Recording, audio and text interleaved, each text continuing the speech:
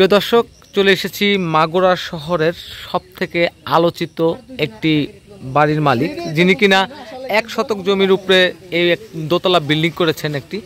তো আমরা তার সাথে আসছি, তার কাছ থেকে আমরা জানবো বিস্তারিত। ভাই, আপনি তো এই বাড়ি না, এই বাড়িটার মালিক তো আপনি, আপনার নাম? আমার নাম ফারুক আহমেদ। এটা কয় শতকের উপরে আপনি বাড়িটি করেছেন? 1 শতাংশ জমির উপরে নির্মিত। এটা কয়তলা বাড়ি করেছেন? 2 তলা। কয়টা রুম রয়েছে এবং কি কি এখানে কয়টা রুম এবং কি কি মানে করেছেন এর ভিতরে আর কি? 2টা মাস্টার বেডরুম আছে, একটা কিচেন, একটা ওযুখানা, গোসলখানা আর একটা টয়লেট। আর পাশে দোকান বা ফুল গাছ এরকম কিছু? নিচেই 3টা দোকান আছে। জি। আর মানুষের সুন্দর একটা মনোরম পরিবেশে বসার জন্য একটা জায়গাও তৈরি আছে। আচ্ছা, আপনি এই রকম চিন্তা ভাবনা আসলো কিভাবে?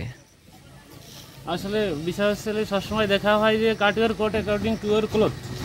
আসলে মানুষের যতটুকু জায়গা আছে তার উপরে যদি ধারণা করা হয় যে এর উপরে আমি এটা করবো, তাহলে সেটা করা সম্ভব। 10 শতক 5 শতক 20 শতক জমির উপরে ছাড়া বাড়ি হয় না। আসলে এটা কথা ঠিক না। অল্প জায়গার মধ্যে সুন্দর বাড়ি হয়, এটা এলাকার মানুষ দেখে আসলে বুঝছে যে এটা ফারুক ভাই দেখা দিয়েছে যে আসলে অল্প জায়গার মধ্যে সুন্দর বাড়ি হয়।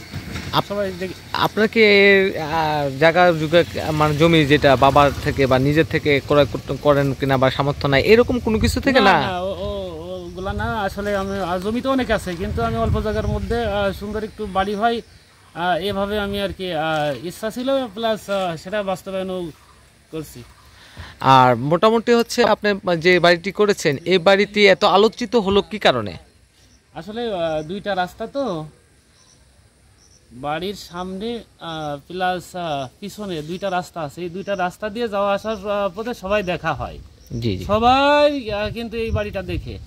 আর এদিকে বাড়ির দিকে তাকালেই খুব সুন্দর দেখা যায়, আসলেই সুন্দর দেখা যায়। জি জি, মানুষের এই সুন্দরের দিকেই তো আসলে নজর বেশি পড়ে। জি জি, ওই এই জন্য আর কি দেখা গেছে একজন নিউজ